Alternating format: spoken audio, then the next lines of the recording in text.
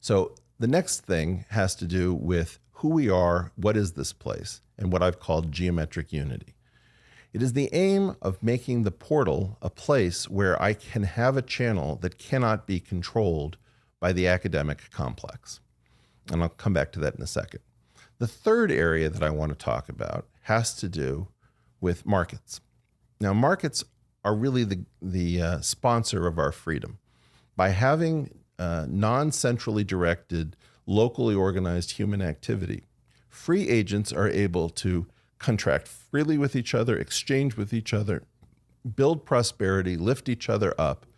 And if you are a progressive, you almost certainly really have to appreciate the power of markets.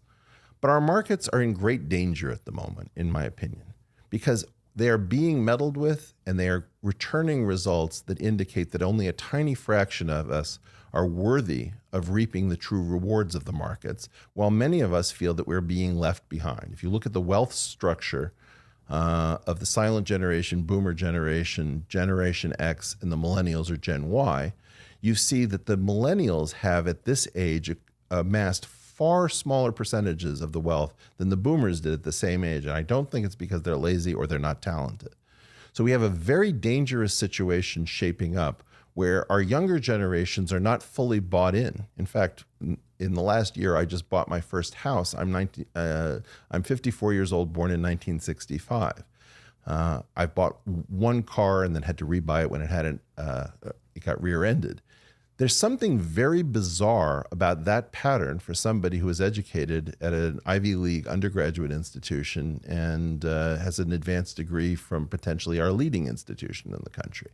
We've created a world in which it's simply too hard for regular people to advance properly because the society is not growing.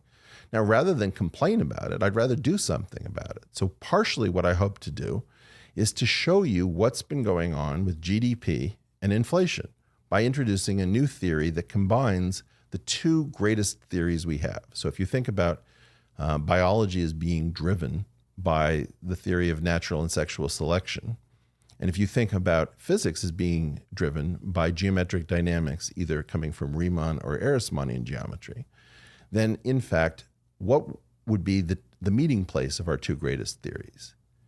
The only place that I'm aware of is that it takes place in economics. And why is that? Because you have apes carrying on the theory of selection, but by other means, through markets. And what are markets? Markets are an attempt to create an as-if physical system by uniformizing apples and oranges so that we have a basis for their comparison by using mediums of exchange like money. So in so doing, economics is the logical meeting place for the two greatest theories man has ever had.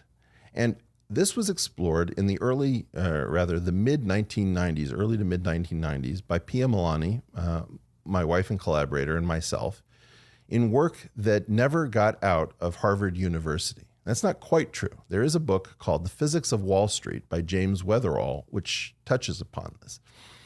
But this work died because of something called the Harvard Job Market Committee.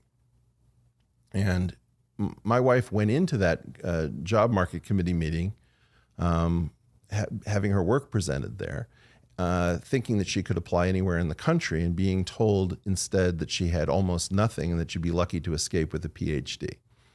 Now, in these three cases, that is, a theory of death that comes out of my brother's work at the University of Michigan, a theory of productivity and how our wealth is inflated away coming out of my wife's work at Harvard, and another theory about what is this place and how do these different geometries come together, which would be the subject of geometric unity.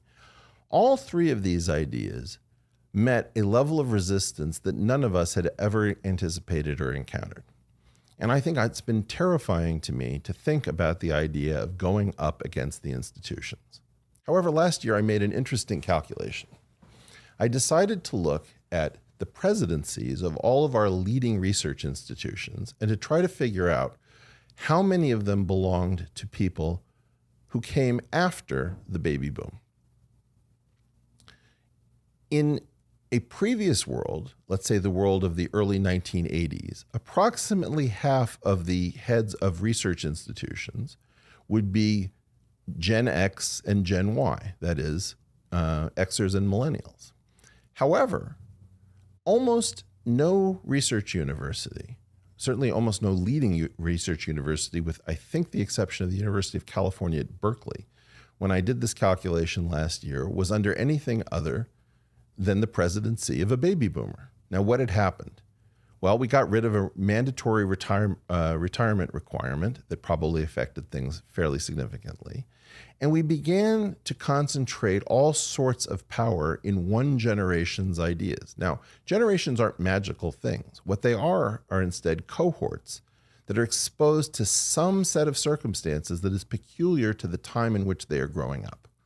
So, for example, if your primary experience is that you work hard as a kid with a paper route and an internship, you go to college, you work your way up a ladder and everything works out fine, and pretty soon, before you know it, you've got 3 kids and 2 homes, that's your idea of what a normal life is.